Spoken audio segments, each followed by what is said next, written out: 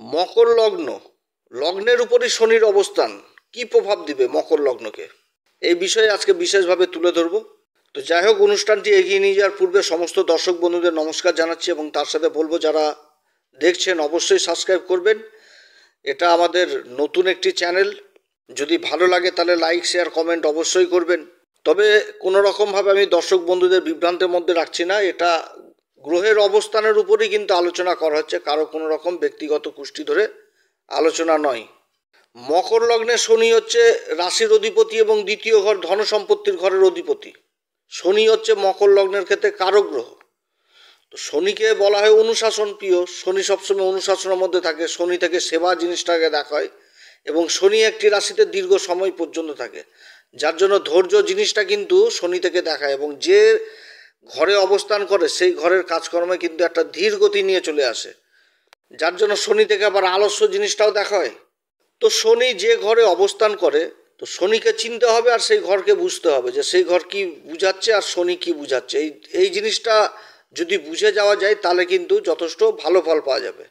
শনি কিন্তু আবার পরীক্ষাও নাই, পরীক্ষা যখন নেবে তখন জবরদস্ত পরীক্ষা নেবে, যতক্ষণ পর্যন্ত যোগ্যতা অর্জন হবে না ততক্ষণ পর্যন্ত কিছুই দিবে না। যখনই যোগ্যতা অর্জন করবে তখন কিন্তু সমস্ত গ্রহের থেকে বেশি দেবে। এবং শনির দেওয়াতে একটা স্থায়িত্ব থাকে, শনির দেওয়া অর্থাৎ শনির প্রভাব দীর্ঘস্থায়ী হয়, যুগ যুগান্তর পর্যন্ত থাকে এবং সমস্ত গ্রহের থেকে বেশি দেয়। তো যাই হোক, প্রত্যেকটা ঘর নিয়ে আলোচনা করব। আজকে প্রথম ঘর সম্পর্কে বলবো যে লগ্নের উপর শনির অবস্থান কি রকম প্রভাব দিবে। মকর লগ্ন, মকর লগ্নটা কি ভূমিতত্ত্ব রাশি আর শনি হচ্ছে কি বায়ুতত্ত্ব রাশি। তো লগ্নের অধিপতি যদি লগ্নে অবস্থান করে তো এটা তো সব থেকে ভালো অবস্থান। এবার লগ্নের উপর শনির অবস্থান হলে কি হবে, যে ব্যক্তিত্বটাকে বৃদ্ধি করে দিবে, কারণ রাশি লগ্নটা তো ব্যক্তিত্ব। তো তাহলে ব্যক্তিত্বের উপর বিশেষ প্রভাব পড়বে এবং ব্যক্তিত্বকে বৃদ্ধি করাবে সমাজের সামনে। এবং লগ্নের উপর অবস্থান করে শনি কিন্তু এখানটাতে শশ নামক পঞ্চ মহাপুরুষ রাজ্য তৈরি করে দেবে। এবার লগ্নের উপর অবস্থান আর পূর্ব দিকে তো শনি কারক হয় না, কিন্তু যেহেতু নিজের লগ্নের উপর অবস্থান করছে ব্যক্তিত্বকে বিশেষভাবে প্রভাবিত করবে, সমাজে মান সম্মান যথেষ্ট বৃদ্ধি করাবে। শনির তিনটি দৃষ্টি, তৃতীয় দৃষ্টি পড়বে রাশির তৃতীয় ঘর যেটা হচ্ছে মীন রাশি, সমদৃষ্টি পড়বে। সপ্তম দৃষ্টি পড়ছে হচ্ছে কর্কট রাশিতে এবং দশম দৃষ্টি পড়বে কর্মের ঘর যেটা হচ্ছে শনির কিন্তু উচ্চ ঘর তুলা রাশিতে। তো তৃতীয় দৃষ্টিটা পরাক্রমের ঘরে পড়ছে, সমদৃষ্টি পড়ছে, অর্থাৎ জাতককে প্রচণ্ড পরাক্রমী করে তুলবে এবং সমাজে মান সম্মান বৃদ্ধি করাবে। তবে এটাও মনে রাখতে হবে, এই যে সংঘর্ষের ঘরে যে তৃতীয় দৃষ্টি পড়ছে এবং রাশির উপর লগ্নের উপর শনির অবস্থানে শশ নামক পঞ্চমহাপুরুষ তৈরি হয়েছে, তাহলে কী হবে এখানটাতে, যে শনি কিন্তু সংঘর্ষ করাবে এবং ধীরে ধীরে ধীরে ধীরে সংঘর্ষ করিয়ে করিয়ে একটা লেভেলে নিয়ে এসে তাকে কিন্তু সব দিবে। অর্থাৎ যে কোনো কাজে অধৈর্য হলে হবে না, সংঘর্ষ করাবে শনি, শনিই সফলতা দিবে। কারণ এটা পৃথিবী তত্ত্ব রাশি, ভূমিতত্ত্ব রাশি, ভূমিতত্ত্ব রাশিতে বায়ু তত্ত্ব, শনি তো বায়ু, অতএব এখানটাতে স্থির হবে কিন্তু ধীরে ধীরে স্থির হবে। তো যার জন্য কিন্তু সংঘর্ষও করতে হবে এবং সফলতাও কিন্তু পাবে, তারপরে যে চট করে পাবে সেটাও না, সংঘর্ষ করিয়ে ধীরে ধীরে সেই জায়গাটাতে শনি অবশ্যই নিয়ে যাবে। এবং শনির সপ্তম দৃষ্টি পড়ছে সপ্তম ঘর যেটা হচ্ছে কর্কট রাশি। এই কর্কট রাশির অধিপতির সাথে শনির তো সম্পর্ক ভালো না। কর্কট রাশির অধিপতি চন্দ্রমা, চন্দ্রমা কাউকে দুশ্মন ভাবে না, শত্রু ভাবে না, কিন্তু শনি তো চন্দ্রমাকে মানে দুশ্মন অর্থাৎ শত্রু ভাবে।